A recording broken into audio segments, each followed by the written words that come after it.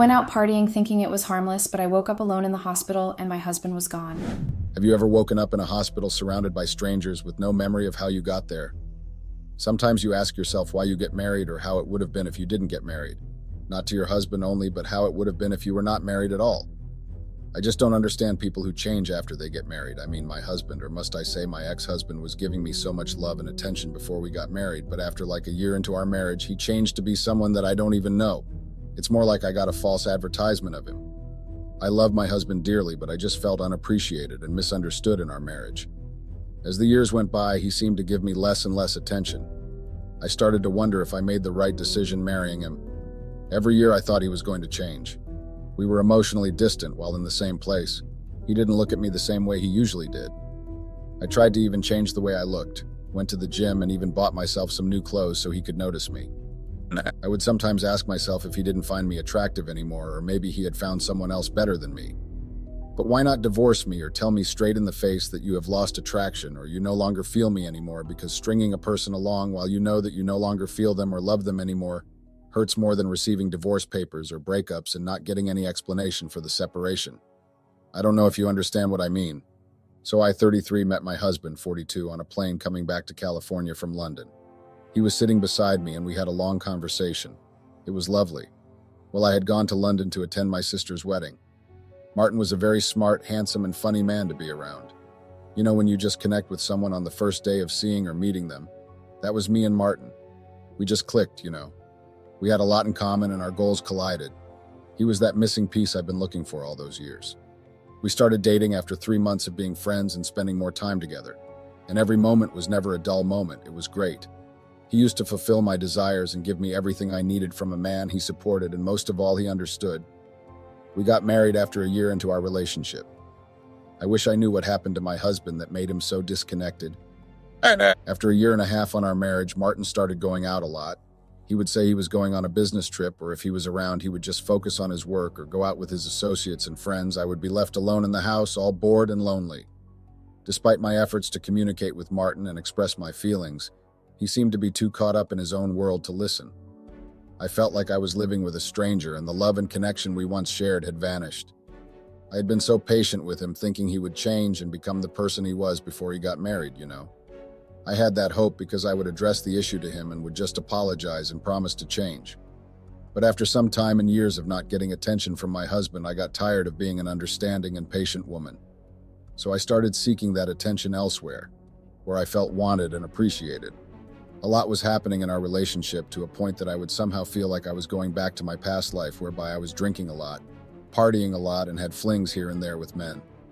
I had no control over myself, and that had started when I lost my father in a shooting that had taken place between some gangsters in the police department.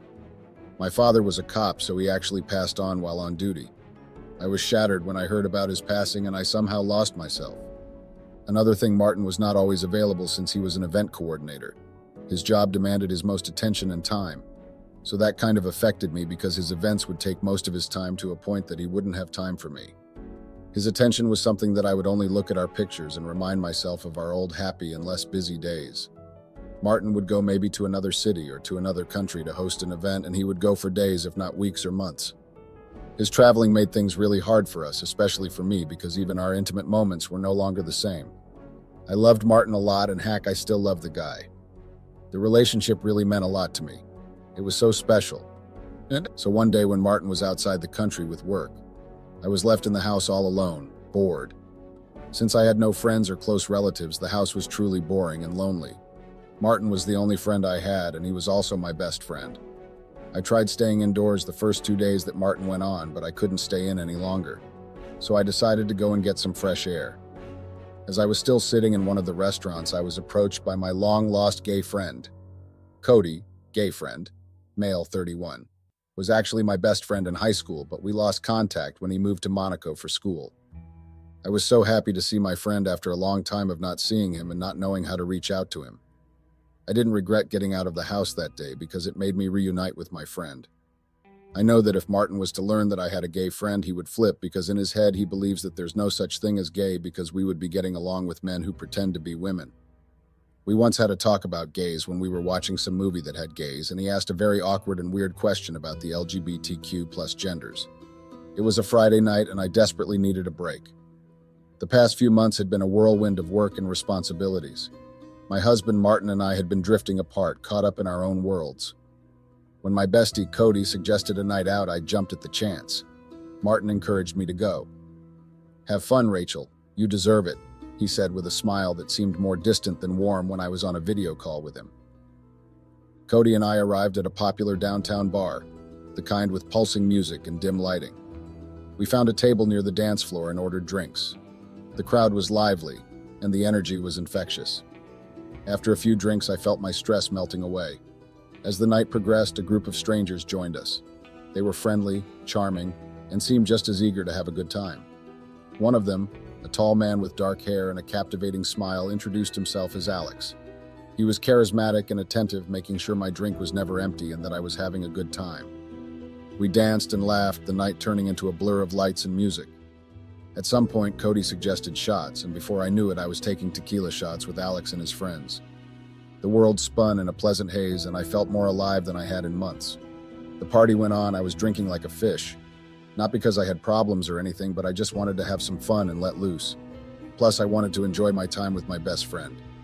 I had switched off my phone the minute I got into the gate. I had left home with the intention to have fun and be myself for once.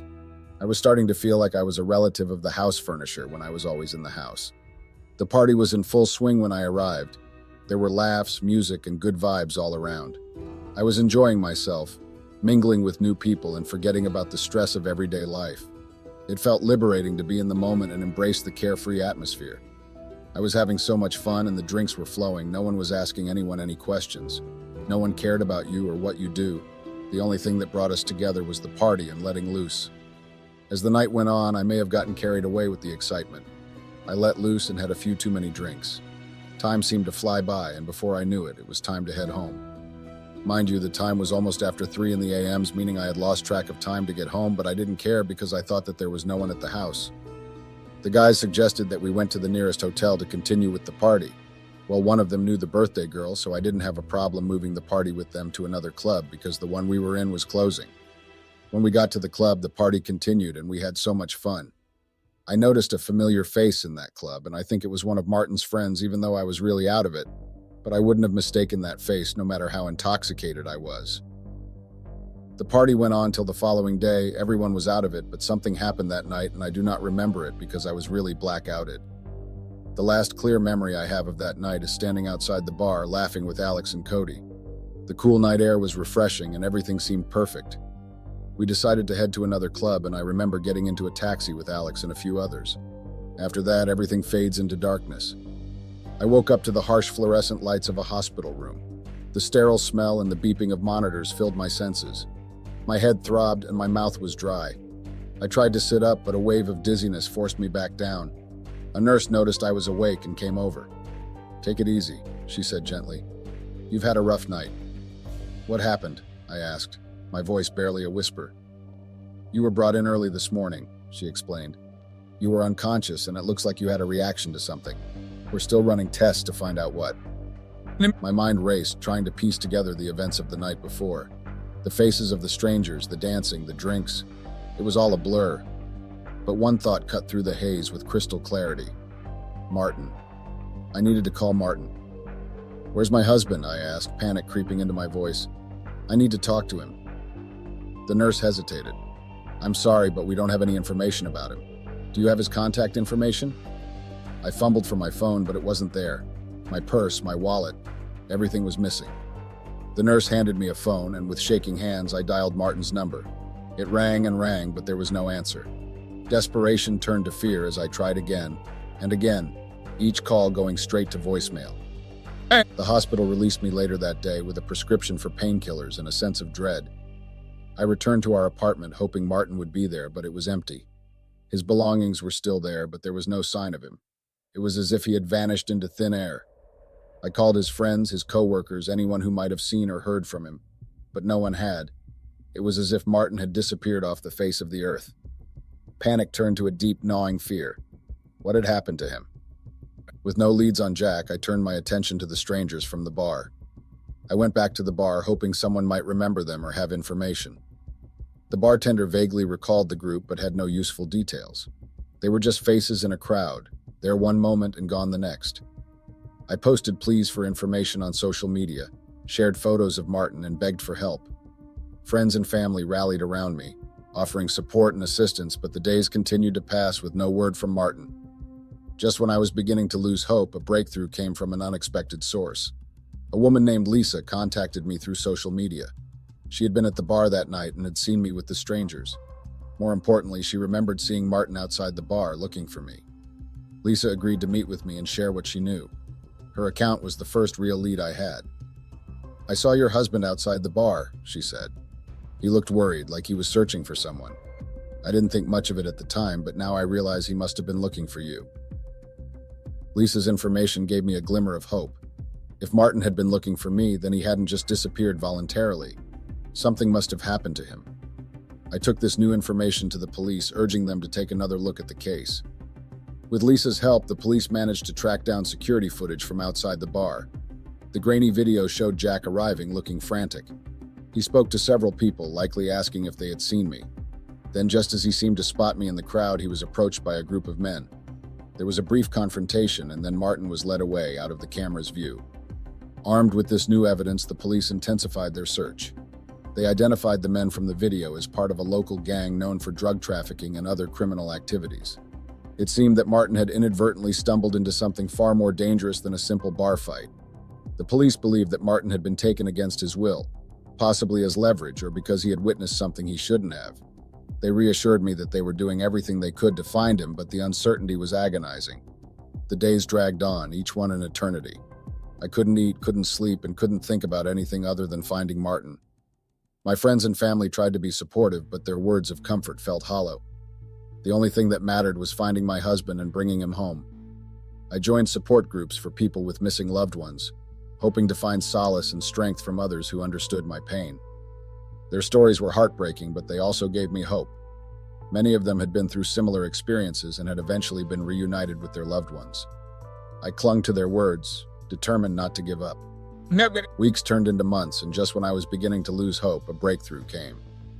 The police received an anonymous tip-off about a location where Martin might be held.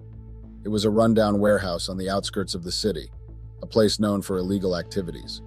A SWAT team was assembled, and I was told to stay home and wait for news. The hours that followed were the longest of my life. I paced the floor, my mind filled with all the possible scenarios. I prayed for Martin's safety, for his return, for an end to this nightmare. One afternoon, just as I was beginning to lose hope, the police called. They had found something. I rushed to the station, my heart pounding.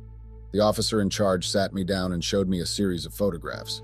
They were grainy, taken from security cameras outside the club. In the photos, I saw myself with Cody, Alex, and the other strangers. But then, to my shock, I saw Martin. He was there, watching from a distance. The officer explained that they had found footage of Martin following us that night, watching as I got into the taxi with Alex. The final piece of evidence was a video of Martin speaking to Alex outside the club, handing him a wad of cash. That evening, Jack walked through the front door. He looked disheveled and tired, but otherwise unharmed. Relief and anger surged through me simultaneously. "Martin, where have you been? The police have been looking for you," I exclaimed. He sighed and sat down, avoiding my eyes. "I'm sorry, Rachel. I didn't mean for it to go this far." His tone was not pleasing. It was somehow scary and intimidating.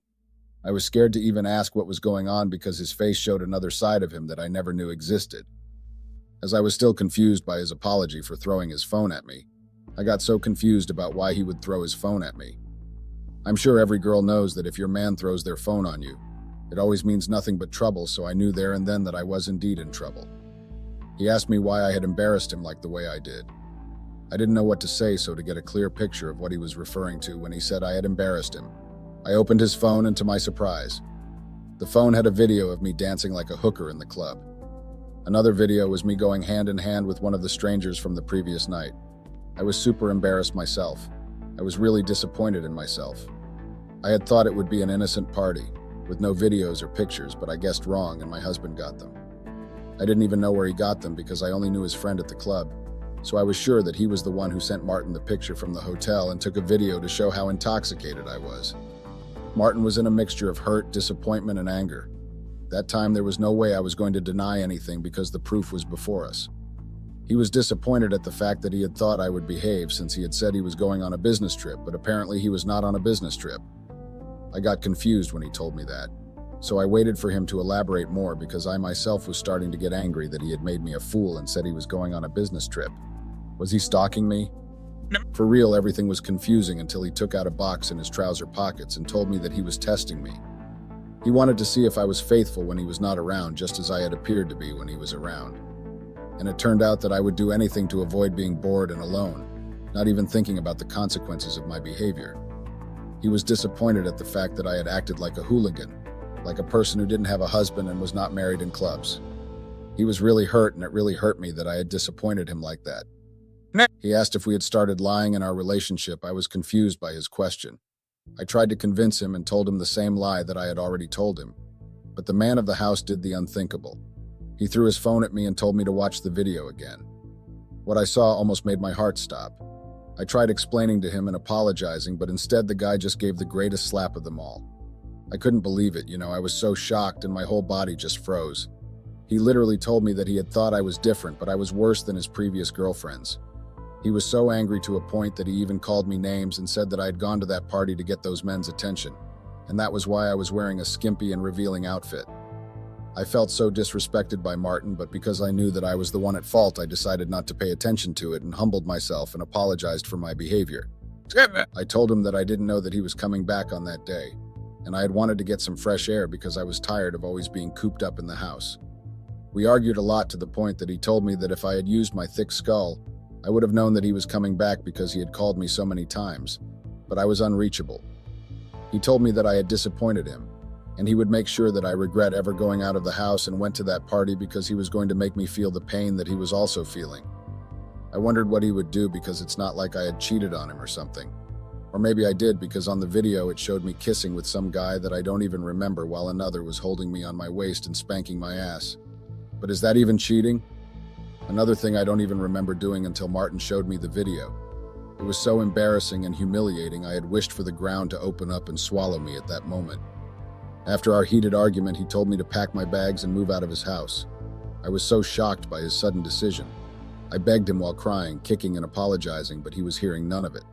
He even insisted to help me pack and told me that he won't be in a relationship and even live with a cheap person who goes around allowing other men to spank her and kiss her and say she was drunk.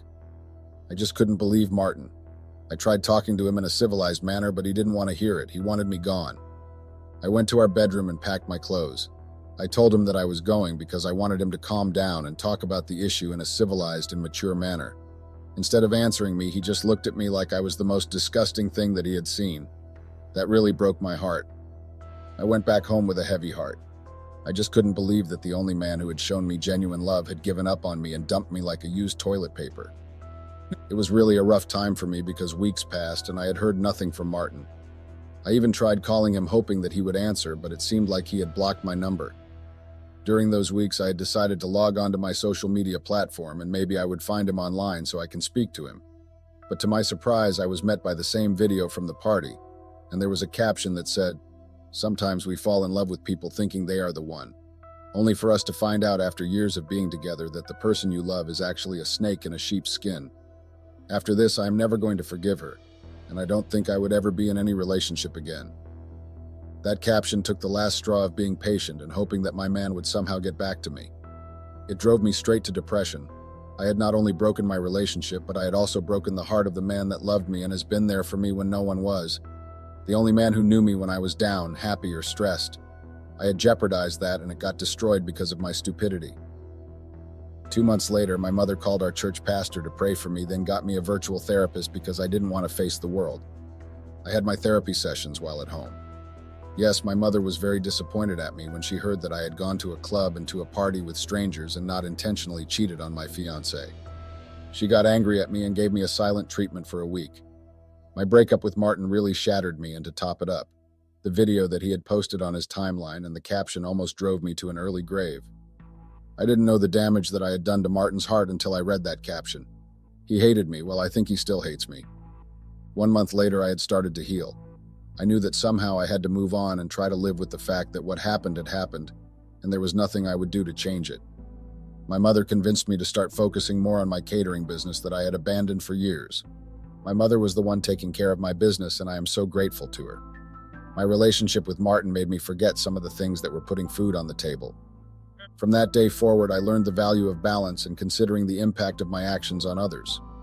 While it's important to let loose and have fun, it's equally important to be responsible and mindful of those who care about us.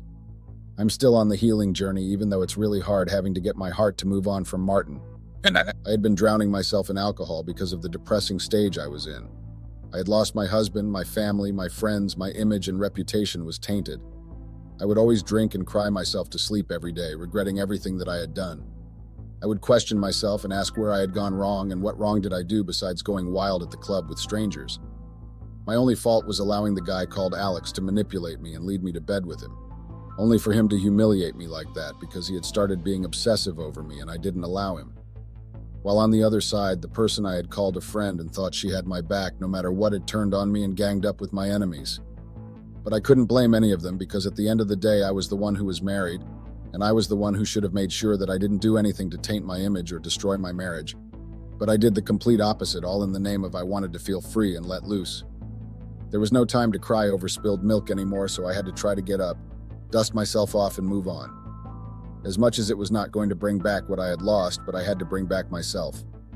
So I attended AA meetings because of the alcohol abuse, while talking to my therapist about what was happening, and she helped me a lot in picking up the pieces that were scattered in my life. About a couple of months later, I was back on my feet again. I continued with what I loved doing, which was exploring new places and focusing on my job as an interior designer. The only difference was that I was no longer working for someone else's company but myself. I knew there and then that happiness is found within yourself, and you create your own happiness without going out and doing things that you would regret later. I also learned that everyone was born alone, so you shouldn't try and find happiness or validation elsewhere. You only have yourself in this world and no one else. But I learned that the hard way, but I'm grateful for the lessons I have learned. As the months turned into a year, I continued to focus on my personal growth. I pursued new hobbies, traveled to places I had always wanted to visit, and built a fulfilling life on my own terms. I learned to find joy in the small moments and to appreciate the strength that came from within. I also continued my therapy sessions, using them as a tool to stay grounded and to keep working on myself. Dr. Evans was a constant source of guidance and encouragement, helping me navigate the challenges and celebrate the victories. In time, I opened myself up to new relationships. I met people who shared my interests and values, forming connections that were built on mutual respect and understanding. These new relationships were different from what I had experienced before, healthier, more balanced, and deeply rewarding. I learned to communicate openly and honestly, to set boundaries, and to prioritize my well-being. These lessons were hard-earned but invaluable, shaping me into a stronger and more confident person. One of the most profound lessons I learned on my healing journey was the power of self-love. I came to understand that true healing begins with accepting and loving oneself, flaws and all. I forgave myself for my past mistakes and embraced the person I was becoming. I practiced self-compassion, treating myself with the same kindness and understanding that I offered to others. This shift in mindset allowed me to let go of guilt and shame, replacing them with hope and optimism. As I looked back on my journey, I realized how far I had come. The wild night that had once seemed like the end of everything had become a catalyst for transformation. I had faced my deepest fears, confronted my shortcomings, and emerged stronger and more resilient. I knew that my healing journey was ongoing and that there would always be challenges to face. But I also knew that I had the strength and the tools to overcome them. My future was bright, filled with possibilities and new adventures. You know, healing is not a destination but a continuous journey. My experiences taught me the importance of self-reflection, personal growth, and the power of self-love. As I moved forward, I carried these lessons with me, knowing that they would guide me through whatever challenges lay ahead. My journey was a testament to the resilience of the human spirit and the transformative power of forgiveness and acceptance. It was a reminder that even in the darkest of times, there is always a path to the light, and that true healing comes from within. A year later, after I had even forgotten what had happened in the past, I was happy. My life had finally fallen into place. Thinking I had finally found my happy ending and my business was going well. Jonathan had proposed after a year of us dating. Well, he had tried proposing after a few months on our relationship, but I turned him down, which had led to a very huge argument. Thinking I was stringing him along and I was stuck on my ex-boyfriend, which was kind of true because I hadn't fully recovered from the breakup. and I still needed more time to learn more about him and learn to love him fully without looking for Alex in him. He didn't talk to me for days until he came back to his senses and allowed me to explain why I had turned down his engagement proposal. Since then, I knew that Jonathan loved me despite everything and anything. He saw me for me. But then there are always cockroaches who always try by all means to destroy a good thing. So months after Jonathan had proposed for the second time, someone had decided to just wake up and want to ruin my life. Jonathan showed a video of me dancing on the club's table during the trip that I had taken with my bestie, Cody. And unbelievably, that person also posted a picture of getting all kinky and naughty with the stranger that I had met the night I went out with Cody. My past mistakes were catching up on me really bad. I didn't know what to do. I was truly shocked and surprised by the sudden humiliation that person had done. Jonathan got angry at me for hiding such an incrementing history. He also dumped me and called me a snake because I didn't tell him the whole truth about my past while he had poured everything on me about him and his past. I understood his anger, and he had every right to be, but I couldn't beg him, I couldn't allow myself to nag and beg another guy like I did with Martin. So I told him that if he wanted to leave me like how my ex-husband did, the door was open. The only door that was closed was the door of begging and nagging. As much as I somehow wished he had done things differently and didn't leave, but I couldn't, and I didn't stop him from leaving. He told me that he couldn't be with a woman who didn't respect herself, and if he was to stay and try to make things out with me, it was not going to be the same because he would look at me and see the video and a picture of me in the club. I knew there and then that all the love, realness, and care was actually fake. I mean, if you love a person, you accept them with their burden and past tense. So why couldn't and why wouldn't he do that? Ever since then, I didn't even try to get into any relationships. It had only been me and my parents. And I had been so much at peace and happy. I am now living my life for myself, and I am truly happy without any man. My small mistake taught me to look deeper in people before letting them in my life and use the love word. As much as I had done wrong by Martin, do you guys think I took the right decision not to fight for him? Or do you think it was a good idea to let go of Jonathan? Please give me some tips and advice on how I should have dealt with the issues. When I see a lot of heartbreaking stories on this wall about how wives and girlfriends cheats on their partners and how they took revenge on them, I literally thought it was a made-up story. Not until I was a victim of such. In my case, the revenge was heartbreaking. My husband didn't spare me. Immediately, he found out that I cheated on him. He dealt with me. His actions have practically ruined my life. Yes, I take full responsibility for my actions, but the way my husband took his revenge was unacceptable. My husband wouldn't have known about my infidelity. Not until I foolishly showed him evidence. Apparently, I didn't clean up after me, and my affair partner made up on my matrimonial bed and didn't hide the lube we used. On that fateful day, I didn't expect my husband to return so early. I thought he would stay longer as usual. I really messed up big time. I know what I did was wrong. Yes, I accept, and I'm not proud of it either. Before I narrate all that went down during the past few months, let me first introduce myself. My name is Catherine. I am a 27-year-old surgeon. The name of my husband is Japheth. He is a 29-year-old businessman. If not for my infidelity, my husband and I would have been 6 years in marriage. But right now, we both have gone our separate ways. Until this time, Japheth and I haven't had a child. It was a mutual agreement we both had, or let's say my decision. Don't get me wrong, guys. I'm not saying I don't like kids, but the nature of my job won't let me. And again, my husband and I are both busy people. So bringing forth a child then was a not too good idea. I personally don't want my child to be raised by a nanny.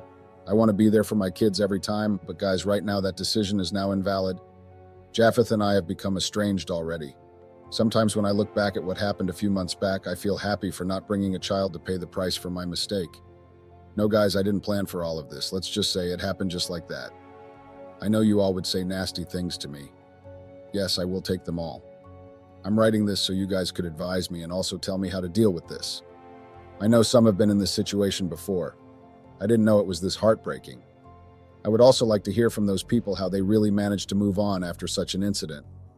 I won't lie, guys, I haven't moved on since. This incident, it's not easy to let go of someone you have been with for almost 6 years.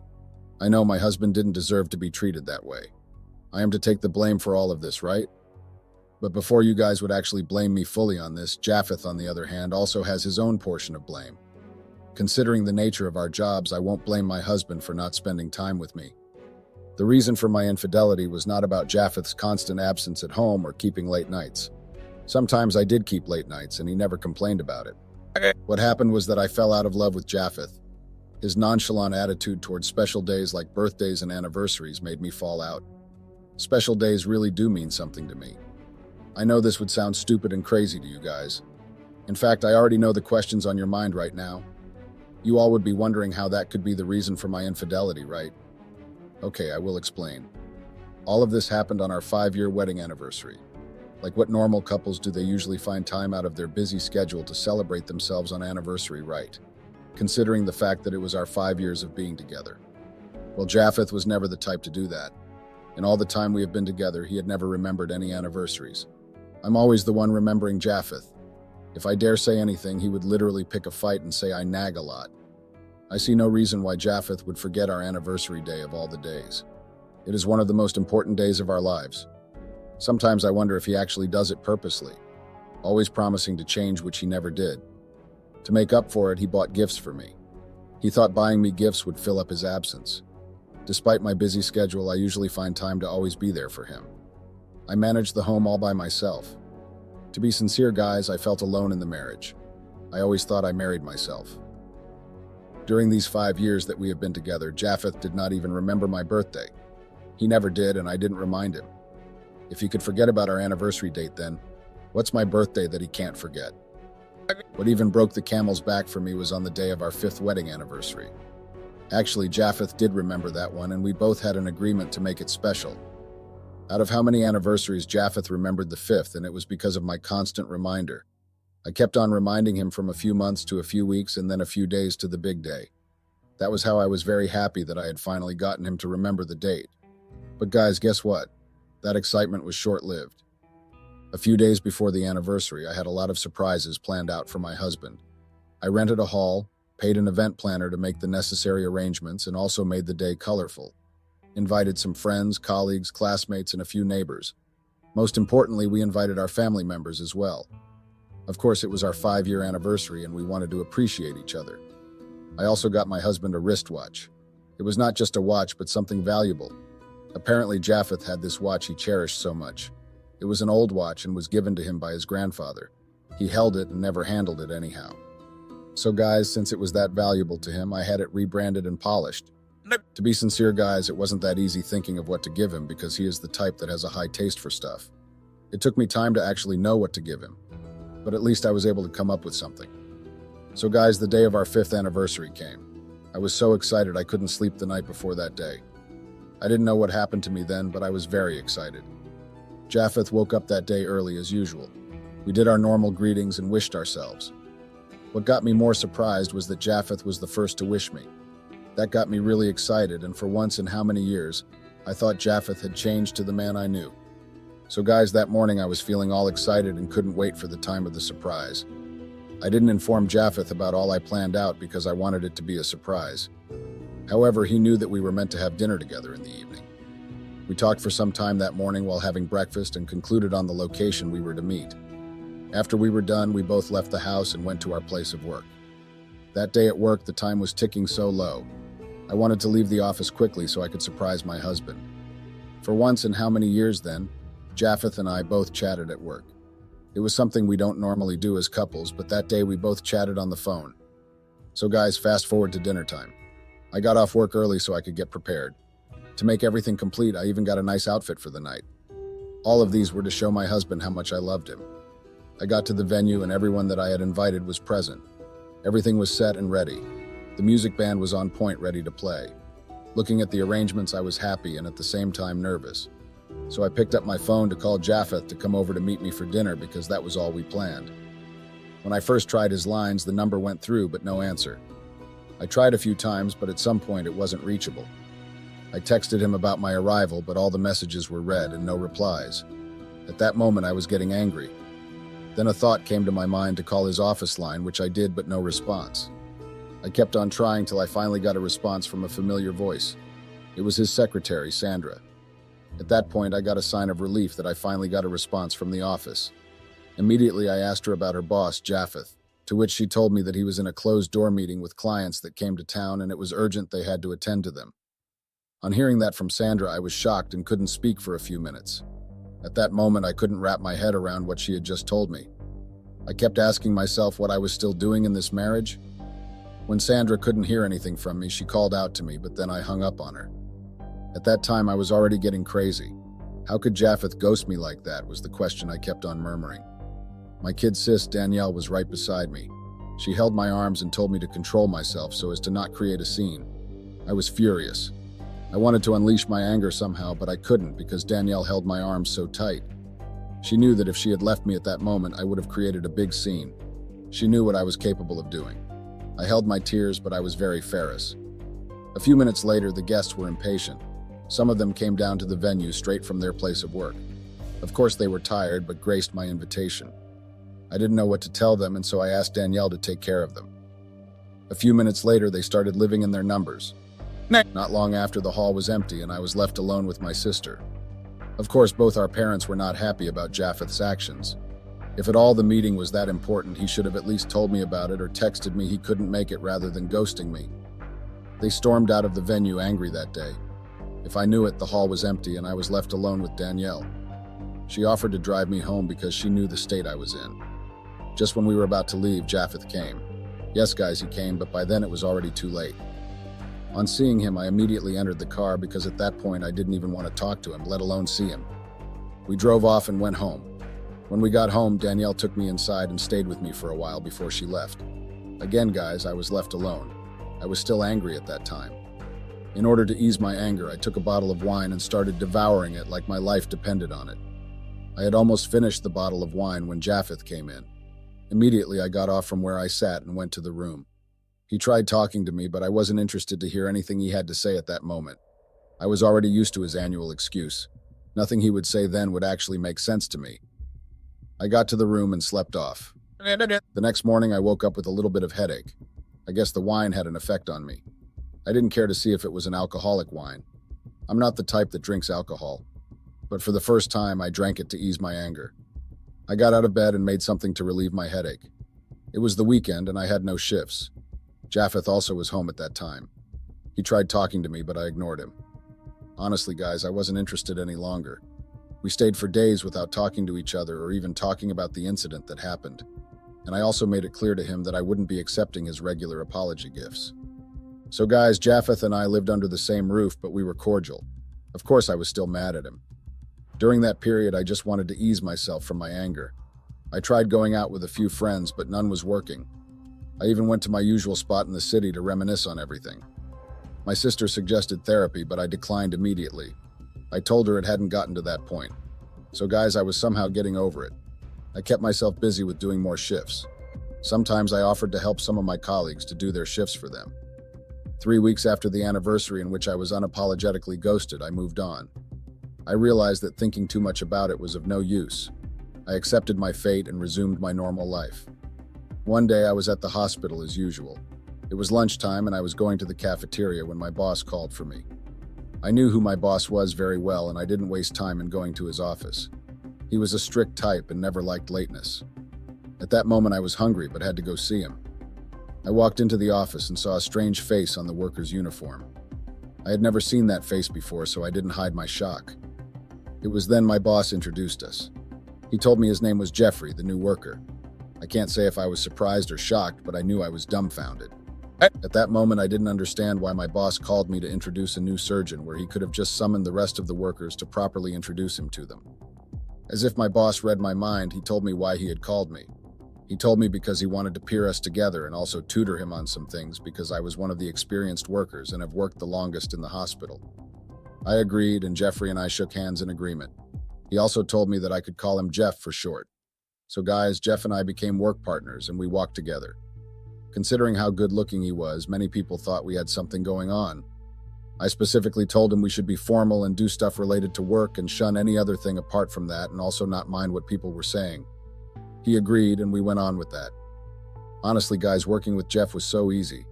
I thought it would have been a stressful one, but was a lot easier. He was a fast learner and also an interesting guy. We talked a lot about stuff. Sometimes we talked about personal stuff about him. It was nice hanging out with him, but we didn't hang out outside the office. We did talk during shift hours or lunchtime at the cafeteria. A lot of our colleagues became jealous. Some said we were too close to be co-workers. I never thought of having anything to do with Jeff, considering the fact that he was a junior worker compared to me. But he was a year older than me. We both respected each other and set our boundaries. He was fully aware of my marital status, and also Jeff was into a relationship then. So guys, some few months later, Jeff was promoted. My boss even commended my efforts for tutoring him on some things. I was happy that I did a good job, and also I was able to put a smile on Jeff's face. Guys, Jeff was so excited about his new promotion. If I could remember clearly, Jeff was happy for a whole week. On many occasions, he offered to take me on lunch dates outside from work, but I declined. Jeff even went ahead to buy me a gift. It was a thoughtful gift. I appreciated it, but didn't accept it. But Jeff was persistent. He didn't stop asking me for lunch. He told me it was just lunch and nothing more. Well, after much persuasion, I agreed to have lunch with him. He picked a date, and it was a perfect one. It was on a Saturday. We both were free and had no shifts. So guys, the day of the date came. I prepared myself and even wore a nice outfit. I was a bit uncomfortable, but I still went to the venue just to grace his invitation. It was a newly opened and nice restaurant. The atmosphere was nice and the decor was beautiful. Jeff was not looking bad himself also.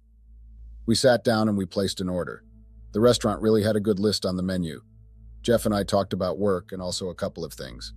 We also got the opportunity to taste a few wines in the restaurant because they were looking for what type of wine to add to the list. The wine tasting was awesome. It was my favorite part of the outing. So guys, a few days later, Jeff and I both resumed work and went on with our daily routine. No one knew about it, and we acted like we didn't go on a date. We took each other seriously, and we had a lot of shifts together. At some point, guys, a new rooster was drafted. This affected our shift, and so Jeff and I started working separately. We could stay for like a whole week working in the same space without seeing each other. I couldn't comprehend what was going on, but I knew that I started looking forward to seeing Jeff at the hospital. It was like I was obsessive about him. I tried controlling myself, but I couldn't. A part of me wanted to see him or even talk to him. But guys, during this period, I didn't message or call him. I didn't want to look cheap or let him know I was missing him. At that time, I knew I had fallen in love with him, but I didn't have the courage to meet him. And again, I was married. So guys, I kept on holding on until I bumped into him in the hallway one evening after I was planning on leaving. By that time, his shift was about starting. We did our normal greetings and he hugged me. Jeff and I normally hug, but that particular hug was unusual. We disengaged as it was getting too long.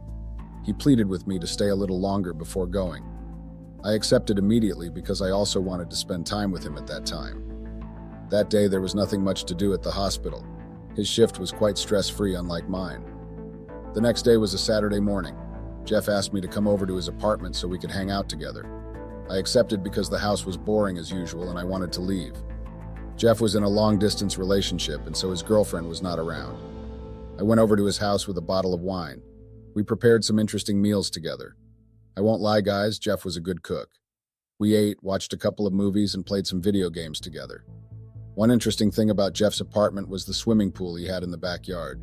He told me to come along with a swim trunk, which I did. We went swimming after we were done playing games. The pool was cozy and warm. Guys, looking back now, I wish I had declined that invitation. It was that invitation that everything happened. I never knew I was in for serious trouble and wished I never went. What do I mean, guys? Jeff and I both made out after spending time in the swimming pool. I can't even explain how it happened, but we found ourselves making out in his apartment. At that time, I wanted to stop, but a part of me wanted to continue.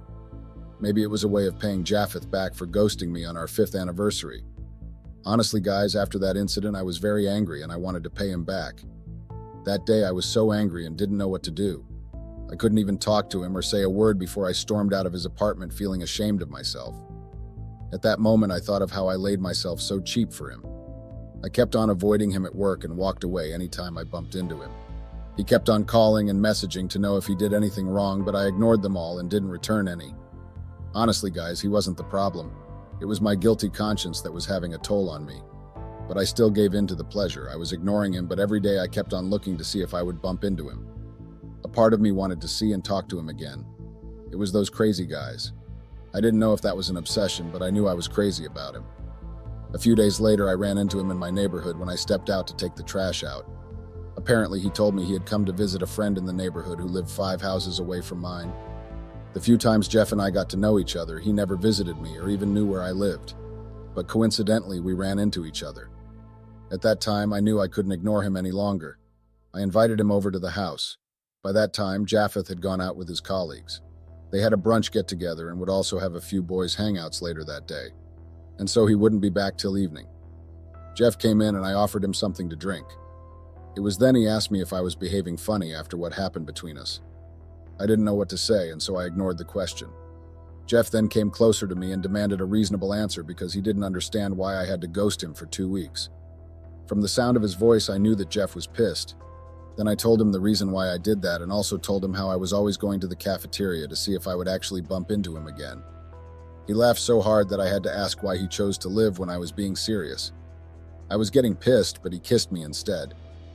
For the second time, guys, Jeff and I made out. But this time we went upstairs to the room me and my husband both shared together. We were in the act when I heard a familiar horn outside the gate. I quickly peeped through the window to see who it was. You all will not believe it. Guys, it was my husband, Japheth. I told Jeff about my husband's arrival and we quickly disengaged. At that moment, I knew I was in for a lot of trouble. How would I make Jeff leave without my husband knowing? Of course, he can't make use of the front door, and also my husband can't walk in on us like this. I thought about it and quickly dragged Jeff out through the back door. I never expected my husband to be back from his outing. It was just about an hour after he left that Jeff got into the house. In my mind, I thought he would spend the rest of the day outside with his friends. At that moment, I didn't know why my husband took so long to get out of the car. I was waiting for him to leave before I opened the back door for Jeff to go. I was happy that Jeff didn't use his car that day. If not, it would have been difficult for him to leave. Before I knew it, the room became so hot that I started sweating profusely. It took my husband about 15 minutes before he got out of the car. Immediately, he approached the front door. I dragged Jeff to the kitchen so he could go through the back door. I was finally able to make Jeff leave without my husband knowing. I was still sweating profusely when Japheth came in.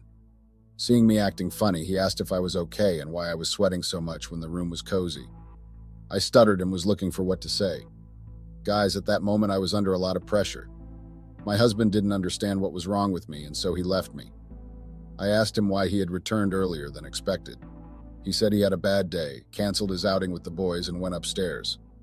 At that moment, I didn't understand what he meant, but I didn't push further. After all, I asked so as to ease myself from the pressure I was in. I was happy that I was able to escape not answering Japheth's questions. At that moment, I thought I had succeeded, but my happiness was short-lived once again, guys. My husband went into the bathroom and had his shower. After that, he came downstairs, did some stuff on his phone before he said he wanted to take a nap. He left me sitting while I watched a TV show that was displayed on the TV. My mind was divided. I was not into what I was watching. I was literally staring at the screen. I was thinking about what had just happened a few minutes ago. At that moment, my phone beeped, and it was a message from Jeff. He told me that he had gotten home. I even forgot to call him. I read the message, but I didn't reply. Guys, when my husband got inside, he screamed out to me. For the first time in how many years, my husband called me by my name. At that time, my heart was pounding fast. What happened, and why did he scream like that? I rushed up to see why he had called me in that manner. When I got inside, I got the shock of my life. Guys, at that moment, I didn't know what to say or how to say it. My husband had caught me. Making Jeff use the back door was a waste of time because the real evidence of my infidelity. The lube we used was just lying down on the bed, and the spot we did the act was just there, uncleaned. Now tell me how my husband will not know what had just happened.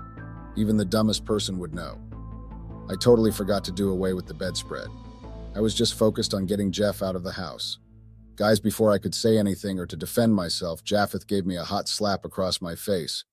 It was so hot that tears started dripping down from my eyes. I didn't know what to say. I was just normed staring at the bed. My husband was furious. I could see the anger in him. He wanted to know who came to the house in his absence and had the audacity to lay with me on our matrimonial bed. I didn't tell him who it was because I know I would be putting Jeff into a lot of trouble. I stayed quiet, but my silence was fueling the anger in my husband. It was as if I had awakened a hidden beast that was sleeping inside him. Guys, I had to leave the room before my husband could pounce on me. I ran downstairs, but my husband followed me. He wanted an answer, but I didn't give him any response. At that moment, my phone started buzzing. Before I could get to see who it was, my husband quickly grabbed the phone. He saw the caller, and it was Jeff. Without anyone telling him, he knew Jeff was the culprit. Update: Hey guys, it's me, Catherine, again. Thank you all for your comments. I appreciate them all, both the negative and positive ones. Truly, I deserve the nasty comments because I was very wrong to have cheated on my husband. Not wasting much time, I will quickly round up everything from where I stopped. And I hope I can get some advice from you all. So guys, when my husband saw the caller, he already knew that Jeff was my affair partner because a message came in right after the call. The message was about how Jeff wanted to hang out with me longer than we just did. My husband was so angry that he went upstairs to pack my things out. He threw me out of the house with my things. Guys, that day the weather was not so pleasant. The rain was about to pour down when Japheth sent me out. After he sent me out, I was on the street with nowhere to go. There was a heavy downpour and I got drenched in the rain. I couldn't call Jeff because my phone was seized by my husband. I had no access to any phone that I could make a call. I didn't move far from the neighborhood at that time. I hung around till the rain went down a little. Some few hours later, I went back to the house and was heavily knocking at the door so Japheth could open the door for me, but he didn't and turned a cold shoulder to me. I went bitterly and was praying he could open the door. No one could help me because everyone had gone inside due to the heavy downpour, and no one could hear me because the sound of the rain was so heavy. I managed to get to the garage and laid there for the night. It was very cold. I managed to get some dry jackets to cover myself up from my wet clothes. At that moment, I wondered how my husband could be this cruel and wicked. He left me to get drenched in the rain and also feel the cold. The next morning, I stood at the door knocking and calling out to my husband to open the door, but he refused. After some time, he came out and asked what I was still doing around the premises. I knelt down pleading to forgive me, but he shunned me and threw my phone at me. He told me I would hear from his lawyer and he slammed the door at my face. I picked up my phone and called Jeff to tell him what had happened, but he didn't pick my calls nor return my messages. I packed my things and went to stay with my sister Danielle at her apartment. I pleaded with her not to inform our parents about it until I had figured out something. I got changed at my Danielle's and headed to Jeff's apartment. On getting there, I saw Jeff driving out and I stopped him. He stopped and I narrated all that happened, but his response struck me. Jeff told me that he knew about what happened last night because my husband called him immediately and he sent me out. Jeff also told me how my husband threatened to make his life miserable if he by any chance bumped into him. The most shocking part of it was that my husband used his influence to have Jeff suspended from work. I knew how heavy that was because my husband is an influential person, and he always does whatever he puts his mind to do. Jeff was so scared for his life that he had to move out of his house to go stay somewhere far from his apartment because my husband told him that he knew where he lived. Jeff also told me to stop calling him and move on because he didn't want anything that would ruin his reputation. Guys, Jeff and I were both suspended from work indefinitely. A few months later, I got an email from my boss and it was a sack later. My husband made sure I was sacked from the work and Jeff also was not spared. He also got sacked and was made to leave the hospital. My husband really got me on that one.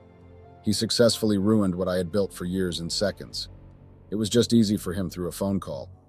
My husband was that influential and I had messed with the wrong person. I stayed with my sister and my parents were not aware of what happened. I was surprised my husband didn't inform them. The little money on me was getting finished bit by bit because my sister and I had to split the bills. That was the least I could do because she was the only one that welcomed me in my trying moments. So guys, about a week later, Japheth signed and sent me the divorce papers. I didn't waste time, I signed it and had it sent back to him. There was nothing I could do because his mind was already made up. After I signed the divorce papers, I summoned courage and told my parents about it. Of course, they were really disappointed in me. Right now, as I write this, they are still angry and wouldn't want to even speak to me. I will keep on pleading with them to forgive me for my infidelity even though they vigorously frown at me. Right now, Japheth and I have gone our separate ways and I'm trying to move on. It's not that easy, but I will eventually move on. Every day I try to forgive myself for all that happened. I hope I get out of this sooner. This is my story, guys. I still fail to believe that this is the second update that has continuously changed my life. But I feel better knowing that I was able to share this. It's better to let strangers in on one's life sometimes.